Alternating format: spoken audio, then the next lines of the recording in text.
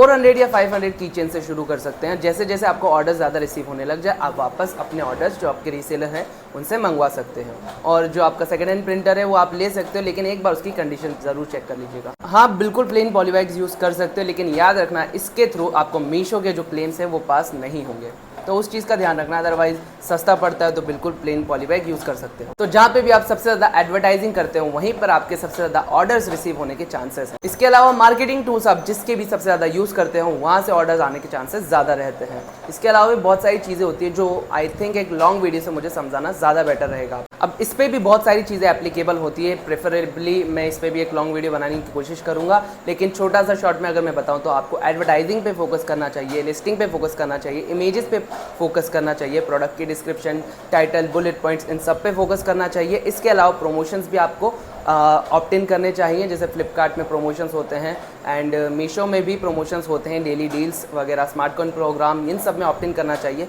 Amazon में lightning deals हो गया, डेली डील्स हो गया, और इसके अलावा जो आप कर सकते हो ऑप्ट इन वो कूपन्स में हो गया। देखो यार, जब तक हम प्रोडक्ट में घुसेंगे नहीं, हमें नहीं पता चलेगा ये प्रोडक्ट प्रॉफिटेबल है या नहीं, बट स्टिल इसके लिए मैंने एक डेडिकेटेड वीडियो बना रखी है जिसका लिंक आपको यहाँ पर दिख रहा है, उस पर आप क्लिक करके देख सकते हैं। फिर भी आपको प्रोडक्ट चूज़ करना है तो कोशिश करो कि आपके पास, यानी आपके स्टेट के पास ही अवेलेबल हो जाए वो प्रोडक्ट, वो चूज़ करो। उसके अलावा जो साइज़ में स्मॉल हो, यानी 500 ग्राम के अंडर में हो प्रोडक्ट, और थोड़ा साइज़ में भी स्मॉल हो सेंटीमीटर्स में, तो उनको ज़्यादा प्रेफर करो अपने प्रोडक्ट में। तो ये एक one of the most asked question है, और इसका आंसर है कि जितना आप इन्वेस्टमेंट लगाना चाहते हो वो कैटेगरी टू कैटेगरी डिफर करता है। यानी आप 20,000 में भी जो है अपना बिजनेस शुरू कर सकते हो अगर आपकी कैटेगरी स्मॉल है, आपके प्रोडक्ट सस्ते आते हैं या इस तरह से कुछ, लेकिन आपको रिजर्व रखना पड़ता है। यानी कि अगर आपने 20,000 रुपये का माल लिया, वो इन्वेस्ट कर दिया बिजनेस में, तो उसका जो अमाउंट होता है वो अमेजॉन और दूसरे प्लेटफॉर्म्स अपने पास रिजर्व रखते हैं। तो अगर आपने बिजनेस करना है तो 20,000 का अगर आप बिजनेस करते हो, आप सोचते हो 20,000 मैंने इन्वेस्ट किए, तो उससे आपको 50% एक्स्ट्रा लेके चलना पड़ेगा,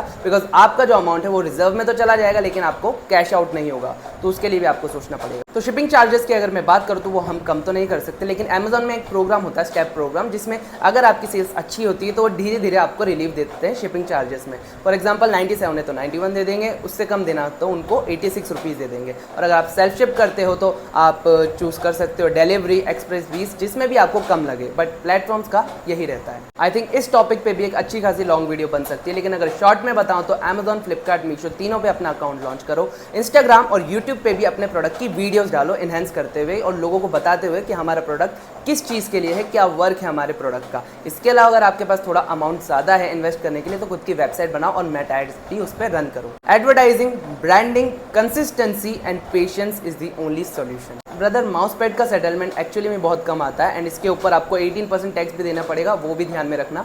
इसका रीज़न ये होता है कि जो लोग आप जिनको देख रहे हो वो इतने कम प्राइस में बेच रहे हैं, वो होलसेल में परचेज करते हैं, या इवन वो मे बी मैन्युफैक्चरर हो, इसलिए वो इतने कम प्राइस में बेचते हैं। एंड मैंने खुद ने देखा है कि वो 2 mm बेचते हैं, मे बी आप 3 mm बेच रहे होंगे, इसलिए आपको थोड़ा सा महंगा लग रहा होगा, और उनके बल्क में ऑर्डर्स आते हैं तो उनको बहुत ज़्यादा सस्ता पड़ जाता है और उन्हें रिलीफ भी मिल जाता है, बिकॉज वो अच्छे खासे लेवल पे होंगे अमेजॉन की तरफ से। यार, इसमें शिप क्लूज और शिप रॉकेट एक अच्छा प्लेटफॉर्म हो सकता है, बिकॉज इसके अंदर multiple platform, multiple courier partners देखने को मिल जाते हैं। एंड COD के लिए जो कॉल है ये लोग नहीं करते हैं जब तक आपका बड़ा बिजनेस नहीं होता है। स्मॉल बिजनेस अगर आपका है तो आपको खुद ही जो है वो कॉल करके कंफर्मेशन लेनी पड़ती है अगर आप रिटर्न परसेंटेज अपना कम चाहते हो तो। A big no. बुक्स एक कैटेगरी होती है जो बिना GST के सेल हो सकती है, लेकिन उसके लिए भी आपको बड़ी फॉर्मेलिटीज़ करनी पड़ती है, इसीलिए आपको GST की रिक्वायरमेंट तो रहती ही रहती है, भले आप अमेजॉन पे सेल करो, फ्लिपकार्ट पे या मीशो पे। मीशो पे भी एक चीज़ चलाई है इन्होंने कि आप विदाउट GST सेल कर सकते हो, लेकिन वो सिर्फ स्टेट, अपने खुद के स्टेट में कर सकते हो, जिसमें आपको इतनी ज़्यादा सेल्स नहीं आने वाली है, तो GST इज़ मैंडेटरी। ब्रांड के प्रोडक्ट्स ब्रांड के नेम से सेल करने के लिए आपको ऑथराइजेशन लेटर डेफिनेटली चाहिए होगा, जो ब्रांड से ईजिली नहीं देती। और अगर आप इनको सेल करना चाहते हैं विदाउट एनी रेस्ट्रिक्शन, अमेजॉन की अगर बात करो तो आप जेनरिक में लिस्ट कर सकते हैं उनको, लेकिन उससे इतना ज़्यादा आपको फ़र्क नहीं पड़ने वाला है। तो खुद के प्रोडक्ट सेल कीजिए जो विदाउट ब्रांड ऑथराइजेशन इन सब के आपको ईजिली सेल करने में मतलब कोई दिक्कत नहीं आने वाली है अगर आप खुद के प्रोडक्ट सेल करते हो अपने ब्रांड्स। सबसे पहले मैं आपको बता दूं, अमेजॉन इंटरनेशनली सेल करने पे GST की कोई रिक्वायरमेंट नहीं रहनी पड़ती, और सेल करने के लिए आपको सबसे पहले एक अच्छा सा कुरियर पार्टनर ढूंढना पड़ेगा। कोशिश कीजिए आप जो प्रोडक्ट सेलेक्ट कर रहे हैं, आप जो प्रोडक्ट रिसर्च किया है वो नॉन रिटर्नेबल हो, बिकॉज अगर वो वापस रिटर्न आता है तो आपको बहुत सारे लॉसेस फेस करने पड़ सकते हैं। अपार्ट फ्रॉम दैट आपको अमेजॉन US में 3 से 3,500 रुपये हर मंथ आपको अमेजॉन को देने पड़ेंगे। एंड इसके अलावा यहाँ पर मैंने आपको पिक्चर में दे दे दिया है। ये कुछ इंसेंटिव्स हैं जो आपको Amazon US अगर आप करते हैं तो आपको मिलेगा। बिल्कुल भाई, अभी तो बहुत सारी YouTube वीडियोस आने वाली है, बहुत सारा कंटेंट सोच के रखा है, तो ये रहा चैनल का लिंक, यहाँ पे जाके सब्सक्राइब कर दो। फेक ऑर्डर्स तो आप एक शिपिंग एड्रेस देख के पहचान जाओगे कि ये शिपिंग एड्रेस कोई वैलिड है नहीं, तो वो फेक ऑर्डर हुआ। एंड ये आप रिजॉल्व भी कर सकते हो एक सेलर सपोर्ट में केस रेस करके, वो आपका ऑर्डर कैंसिल भी हो जाएगा विदाउट एनी पेनल्टी। लेकिन ये स्मॉल स्केल बिजनेस तक ठीक है। अगर आपका बिजनेस जो है थोड़ा उठता है तो वहाँ पे आपको जो है ये रिटर्न्स पता नहीं चलेगा। आई मीन ये जो प्रोडक्ट्स के ऑर्डर्स है फेक ऑर्डर्स, वो पता नहीं चलेगा। एंड बेसिकली वो कुरियर रिटर्न्स होंगे तो आपको कोई लॉस नहीं इसमें खाना पड़ेगा। तो इनसे हमें इतनी कोई दिक्कत नहीं होनी चाहिए, बिकॉज इसमें हमारा कोई लॉस नहीं है। This is something unusual. कमाई बता के भाई मैं अपने आप को नज़र नहीं लगवाना चाहता। तो अगर आप सब्लिमेशन में प्रिंटर ढूंढ रहे हो और आपका बजट भी कम है तो Epson L130 is best printer.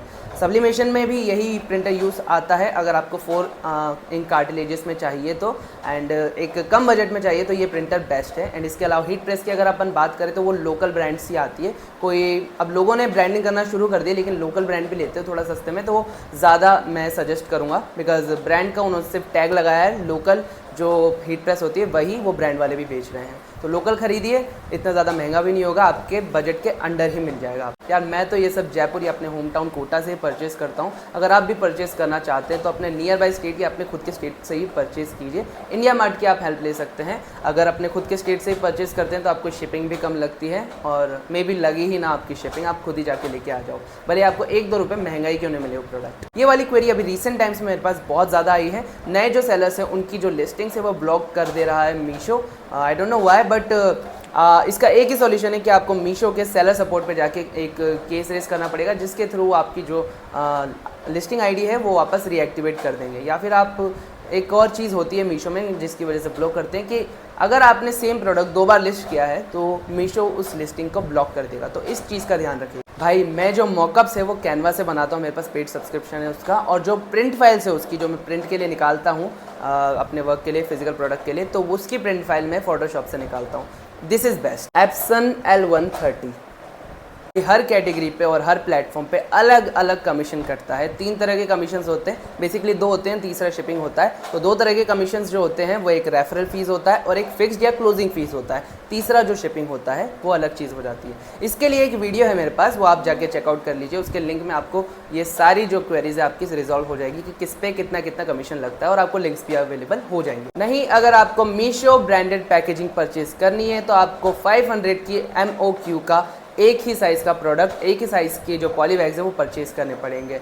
In future में भी कोई और सप्लायर आपको ऐसा करने का मौका दे दे, बट फिलहाल तो यही है कि आपको 500 MOQ में एक ही साइज़ का जो पॉली पैक है वो परचेज़ करना पड़ेगा। इंस्टाग्राम से ऑर्डर लाने के 2 तरीके हो सकते हैं, ऑर्गेनिक वे और एक पेड जो तरीका होता है। ऑर्गेनिकली आप कंटेंट क्रिएट करो, वीडियोस बनाओ अपने प्रोडक्ट के, फोटोज़ बनाओ और इंगेजिंग कंटेंट बनाओ, जिससे कि कस्टमर खुद अट्रैक्ट होगा आपके फॉलोअर्स के अकॉर्डिंग और आपसे ऑर्डर्स परचेज़ करेगा। दूसरा पेड तरीका है कि मेटा एड्स चलाओ। मेटा एड्स आपको फेसबुक पे एक पेज बनाना पड़ेगा एंड वहाँ पे आपको टारगेटिंग करनी पड़ेगी अपने प्रोडक्ट्स की थ्रू वेबसाइट नहीं तो आप मैसेज थ्रू भी कर सकते हो। बहुत सारे अलग अलग तरीके होते हैं, बट ये 2 तरीके हैं जिसके थ्रू आप इंस्टाग्राम पे सेल्स ला सकते हो। अंकल पता नहीं क्यों मुझसे थोड़े से नाराज़ है, तो अंकल मैं यहाँ पर सिर्फ अपनी जर्नी शेयर करता हूँ और थोड़ा सा लोगों को समझाने की कोशिश करता हूँ कि ई-कॉमर्स बिजनेस क्या है। मैं किसी को फोर्स नहीं करता कि ई-कॉमर्स बिजनेस करो। और डार्क साइड तो अंकल मुझे भी पता है कि 40 लाख लोग जो स्मॉल बिजनेस है अभी तक ऑन बोर्ड हुए हैं अमेज़ॉन, सिर्फ अमेज़ॉन पे ही। तो मुझे भी पता है कि हर कोई सक्सेसफुल तो नहीं होता, बिकॉज सक्सेसफुल